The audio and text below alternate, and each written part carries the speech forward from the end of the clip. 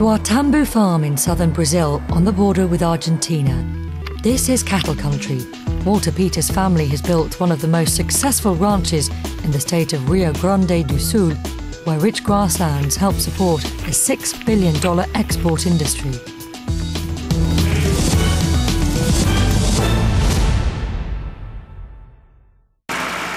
But now an invader is threatening to end decades of hard work. Every morning the farm's workforce does battle with the new arrival.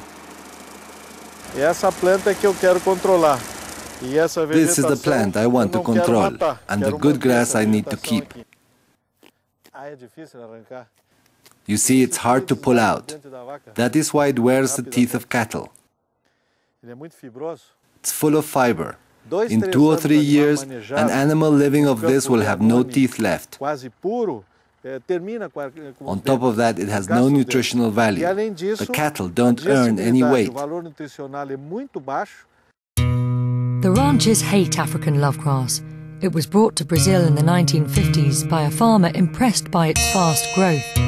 It's known in Brazil by his name, Capim Anoni, a reminder that the road to ecological hell is paved with good intentions.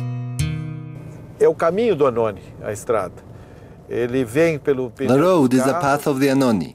The seed latches onto car wheels and it starts multiplying wherever it falls.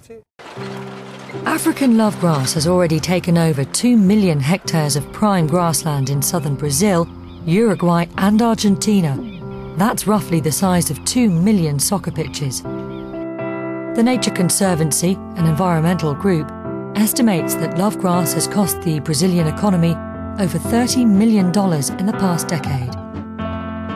Faced with an impossible task, Walter Peter has enlisted the help of scientists to try to come up with solutions, but the odds are stacked against them. Anoni can produce up to 200 kilos of seed per hectare, and the seeds can remain viable for over 40 years. So you could argue that amongst the family of grasses, there is nothing that propagates so efficiently. The only glimmer of hope requires a short-term dent in productivity to ensure long-term sustainability. After 4 years of study, the only practice that seems to work against this grass is to allow fields to remain fallow without cattle for a while, so that the native vegetation can fight back. Walter Peter's now diversifying his crop to give nature more of a fighting chance. When you have a monoculture over a large area, it is easier for it to be attacked by pathogens, fungi, or even an invasive species breaking its resistance. The area covered with lovegrass is expected to double by 2015, according to the Global Invasive Species Programme.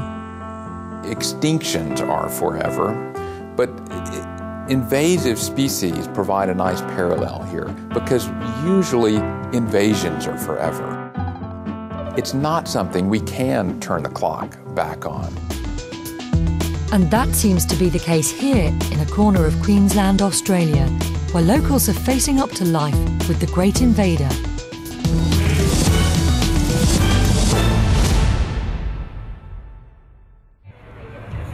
These Queenslanders take pride in their roughneck image. Tonight they're betting money on one of the top 100 most destructive alien species. Ladies and gentlemen, the following show could be deemed politically incorrect. But up here in far north Queensland, we don't give a stuff about that. Meet the cane toad, or Lucky Number 7 as he's known tonight. 3, 2, 1, Making a big move is number 3 on the outside. Number 3 is Paolo. He hasn't touched it. He hasn't touched it. Did he touch? Oh, yeah! But the cane toad is far from benign. It's devastating Australian wildlife and hampering irrigation. Frustrated by a sluggish response from the authorities, some Australians have declared war on the toad. We're going to head to Newry Station, which is pretty much all directly on the front line. Over the wet season, I've got to work out how far they've moved west, as that's the time of year that they do breed and move, and then get in there and basically GPS all the locations to get the mop-up teams in there to do the work. The cane toad was introduced in 1935 from Hawaii to help eradicate the cane beetle, which was destroying Australia's sugarcane crop. The toads didn't eat the beetles, but they did find lots of other prey and spread like wildfire. There are now an estimated 100 million cane toads marching across northern Australia, with rivers and irrigation channels providing express routes. We keep going along like this, we spot another toad, you go pick it up, like that, bring it back to me, pop it into the bag. Okay? The toads come out at night, so the toad busters scour watercourses and lakes to catch them before they breed. Each toad starts as a tadpole, grows into a small toad or metamorph, before becoming an adult with a formidable reproductive capacity. Around this area, there's probably 20, 30 toads, mature toads in this area. So they've probably bred 3 or 4 times here, I'd say, over the last wet season. Each female toad lays up to 35,000 eggs per season. Cane toads also have voracious appetites, and they will devour all the insects and small reptiles in an area, leaving the local wildlife to starve. Volunteers come from as far away as New Zealand to make a last stand against the toad. Roll up your flag and put on your hat. We're going to check out cane toad trap. Here children are doing their best to help protect the 2 million hectare Kakadu National Park. They learn that the amphibian has a powerful defence against predators. Here is the toxic from the toad. It kills all the animals. So they release them when they're stressed. These are the big points. They're all everywhere in the skin, a little bit toxic. Eggs, tadpoles, metamorphs, juveniles and adult toads, they're all toxic.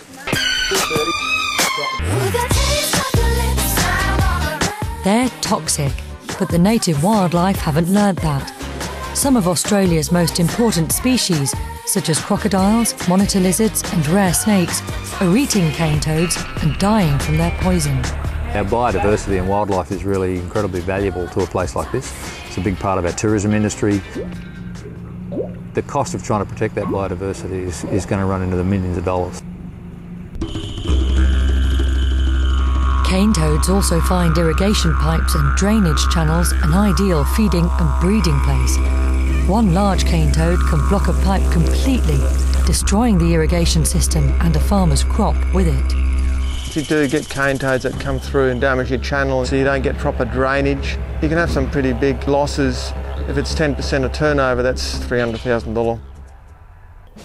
With tiny resources, the toad busters make a token effort at reducing the invaders' population. They are permitted to use diluted Dettol on privately owned land to kill the juveniles, because it has little effect on other wildlife. But for the fully grown toads, they need more serious measures.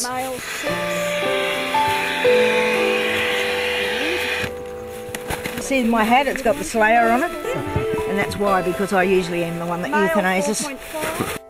The toad busters calculate they've killed around 250,000 adult toads in the past 3 years, but with at least 100 million cane toads, that's barely made a dent in the exponential increase in toad numbers. Both the state and federal governments are starting to put money towards the beating the toads, but it's nowhere near enough. Like, we're talking tens of thousands. We really need to be talking tens of millions, because the long-term impact of this toad, you won't be able to measure the cost to the environment. The Australian government say they've provided $18 million of funding to help stop the toads, including paying for Nifty, Australia's one and only cane toad detection dog. We'll muzzle her so she doesn't bite on the toad when she finds them. Yep. And we put the goggles on because when she goes through the long grass, sniffing through the long grass, she gets grass seeds in her eyes. And also cane toads can shoot out poison from their parotid gland. Always do that. Nifty is the only canine guard on the Western Australia state line with the toad-invaded Northern Territory. It's not up there. Where is it? Nifty does quarantine. She checks vehicles. Toads have been known to hitchhike on vehicles. Is it in here? Is it in here?